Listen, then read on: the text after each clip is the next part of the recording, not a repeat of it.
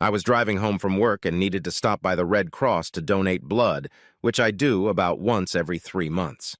After making an appointment, I went in and checked in and waited my turn. They ran my card through the computer and asked all the stupid questions. Well, I guess they weren't really stupid, but I always sat there saying no, no, no, no, until we got through the whole list. I was a 6-gallon donor, so it was almost always the same thing. I was never in the hospital or out of the country, so it was pretty easy for me. The only person I've had sex with in the last 20 years was my wife of 18 years. Yes, we had sex before we got married, just like every other person in the world. Anyway, the questions about sex turned out to be pretty straightforward, too. No STDs, no HIV, or any other sexually transmitted diseases. I knew the nurse always felt uncomfortable asking me all those sex questions, but that was her job, and we went over the usual list. Then she said she would be right back when she checked the updated donor list. She came back and looked at me with her head down. "What's the matter, Mary?" I asked. "Am I low on iron or something else?" She looked at me and asked if I was related to Judy Lawrence. I replied, "Of course, Mary, she's my wife, you know that. What's the problem, Mary?" "Jim, Judy came in this morning to donate blood, but she was turned down." "What's that got to do with me, Mary?" "Jim, I don't know how to say this exactly, but according to her form this morning, she was found to have had sex within the last 3 months with someone who tested positive for HIV. That means that anyone she has had sex with may have contracted the disease and will not be able to donate blood for 12 months. I'm sorry, Jim." "Hold on a second, Mary. Did she just come in here and say that to the Red Cross?" "No, Jim. When someone goes to a doctor or hospital and is found to be a carrier of the virus, they are asked to give the names of people they've had sex with in the last year. This list is confidential, but is provided to the Red Cross so we can keep track of infected blood." "So, Mary, you're saying my beloved wife was on the carrier's list?" "Yes, Jim. The carrier should have contacted his sexual partners and told them he was a carrier so they could see a doctor. But according to your wife's profile, she was never notified." "Who is this carrier who says he had sex with my wife, Mary?" "I'm sorry, Jim. I can't tell you since you didn't have sex with this person. You are the second contact and you will have to find out from your wife. I'm sorry, Jim. I just can't tell you. I hope you understand. Just like I can't mention your name to anyone else." "Mary, we've been friends a long time and I won't insist on it. But what are the chances of me getting infected?" "Jim, the chances of you not being infected are very high. Since this was a second exposure, and I shouldn't tell you this, but, your wife said you were using protection, so that's in your favor, too." I thanked Mary and headed home. What was I going to do? How do I deal with this after 18 years of marriage? We have a daughter who just graduated high school and is in college, but lives at home. What should I say to her? I always thought we had a good marital relationship. We had sex or lovemaking on a regular basis. In fact, we only did it last week. God, I was all over her body that night. Now I might regret it. It was our special night. We went out for dinner and drinks. I remember we got pretty drunk. The sex when we got home was great. I've been trying to remember everything we did. I remember us kissing in the beginning. Damn, love seems so clinical now. God, I must have an STD of the mouth. Then I remembered how she went down on me, too. Then we kissed some more. Damn her for putting our lives on the line, and all for what? I had yet to find out. I needed to calm down. I needed to act like nothing had happened until I knew the son of a bitch's name. That's when the shit would hit the fan. As usual, when I got home, dinner was almost ready. Beth, our daughter, always started it, and my wife usually got home before I did and finished it. It was a kind of family time where we would all sit around and discuss the previous day. We probably ate together at least 4 days a week. Today could prove to be an interesting day. Upon entering the house, I immediately headed to the bathroom to wash my hands. I usually kiss my wife and daughter when I enter the house, but today I wanted to do without, especially with Beth. I didn't even want to kiss her until I knew what was going on. I didn't want to give my daughter a disease. Hell, I was almost paranoid now. We sat down to eat, and Beth started talking about her first weeks at college. She was so excited and talked through the entire dinner. Then she said a friend was picking her up and they were going to the library to study. She asked if we could do the dishes tonight since her girlfriend had already arrived and was waiting for her. I told her to go away and do her own thing. I'll load the dishwasher for her. She really was a good kid. I couldn't help but be proud of her. As soon as Beth left, my demeanor changed. I looked at Judy and asked her how her day had gone. She replied that the day went as normal without saying anything about giving blood or even trying to give blood. I looked her straight in the eye and said, "Judy, would you say that the most important thing in a marriage is trust and honesty?" She looked at me strangely and asked, "What's this about, Jim? Why are you asking me a question like that?" "Just answer the question, and I'll explain later," I said. "Okay, I'll play along. Yes, I believe that marriage is built on trust and honesty," she replied. I wanted this to turn out almost like a game. I didn't want her to try to second-guess me, so I told her that today at work, one of the members of our group that always has lunch together asked a question. Do we feel like our wives or husbands will lie to us about important issues? Not little white lies, but really important issues. Most responded that they believe their spouses will tell them the truth. Judy asked me what my response was. I told her I told the group that we have a strong marriage and we can talk about our problems, and I hope you will tell me the truth. Judy looked at me and said, "Jim, I would never lie to you. I told her that if she lied to me, I would never be able to trust her again, and without trust, marriage is impossible." Then I looked at her and said, "Well, we've had our talk. Do you have any secrets you need to tell me? I'm willing to listen." She made as if she was going to say something, but then she stopped. Then she answered, "No, Jim, I have no secrets hidden from you." Then I said, "By the way, Judy, I went to give blood today. Did you? We usually go on the same day." She looked at me a little nervously and said she went, but was told she had low iron levels and couldn't give blood this time. I looked at her and said mine wouldn't be taken either. Something about my wife might have HIV. Judy covered her mouth with her hands and said, "Oh my God, they said it would be confidential. I didn't know what they would tell you. I'm so sorry." I looked at Judy and said, "Trust and honesty make up a marriage?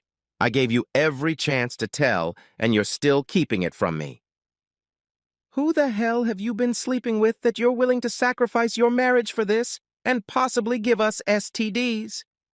Please, Jim, I'm so sorry. Please forgive me. It'll never happen again, I promise." "Who was that? That's the last time I'm gonna ask. I'm gonna go to your office and ask every son of a bitch if you don't tell me." Judy cried and kept asking me to forgive her. Then she said it was one of the salesmen, Bob Hawkins, at work. She said he had just recently come to the neighborhood and would only be here a few months for training, and then he would move. He flirted with all the ladies. One day he asked her to lunch. She herself didn't know why she did it, but he kept hitting on her, flirting with her constantly, and eventually she gave in. She decided it would be a one-time thing. She stated that he would be leaving at the end of the month. His temporary stay here was coming to an end. She told him he should wear a condom, but next to me he was a lousy lover. He just fucked her. He had no idea how to make love. Judy looked at me and said, "Jim, I'm so sorry I cheated on you. It was the only time in our marriage. I was stupid and acted like a schoolgirl.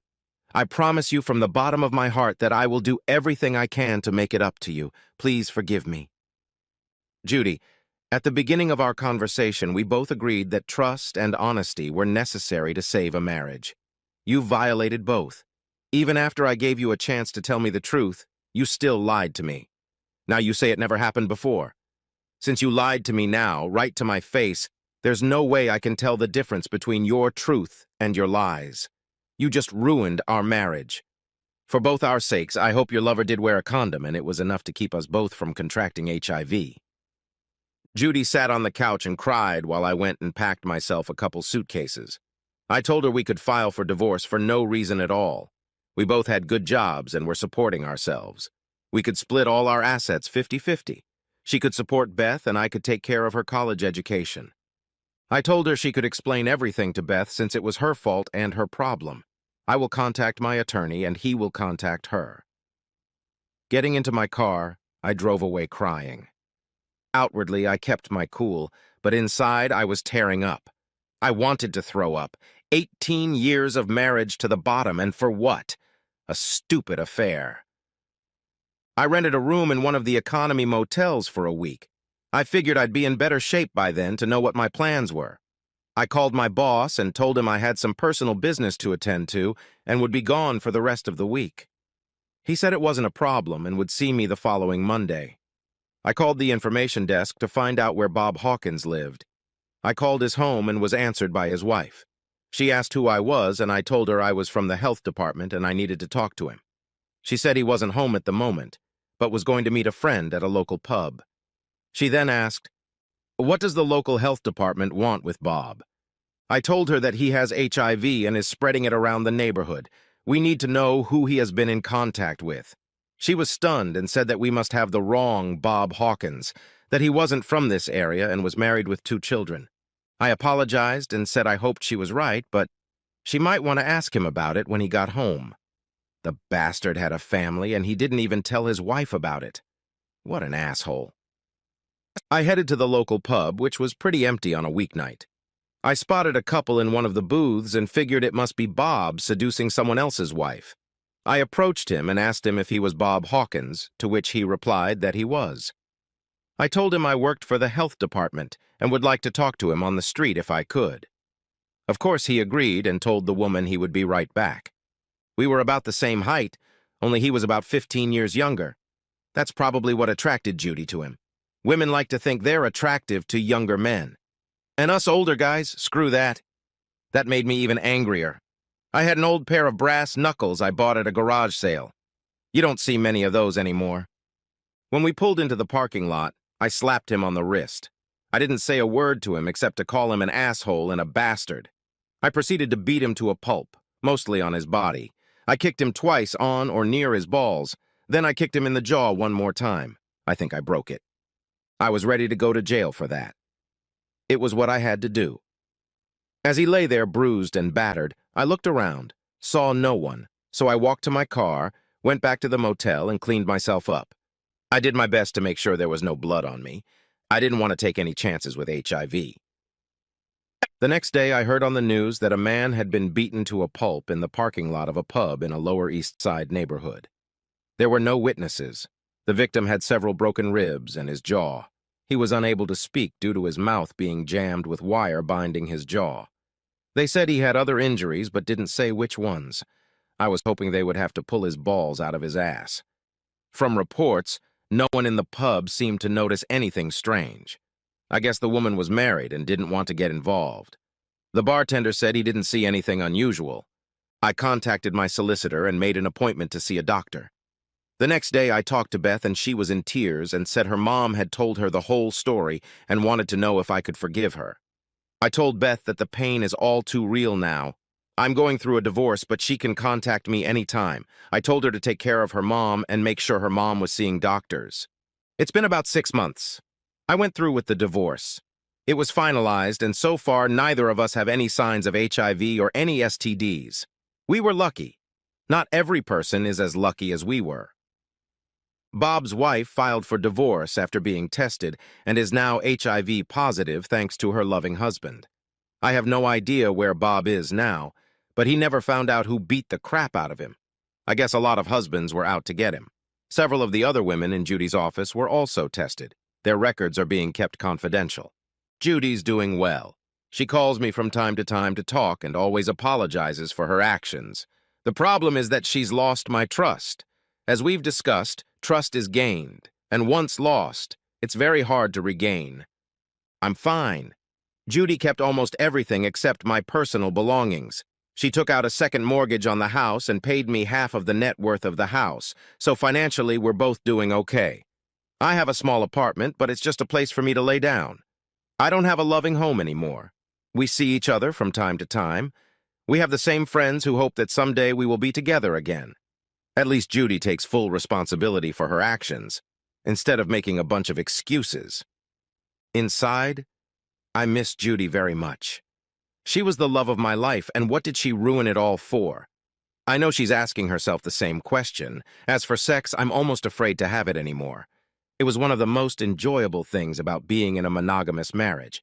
The sex has been great, and there have been no worries about STDs. I'm very afraid for Beth and afraid of dating. It's a pretty nasty world out there. I don't know what the future holds, but both Judy and I will have to deal with it. Hopefully, in another 6 months, I'll be able to donate blood again.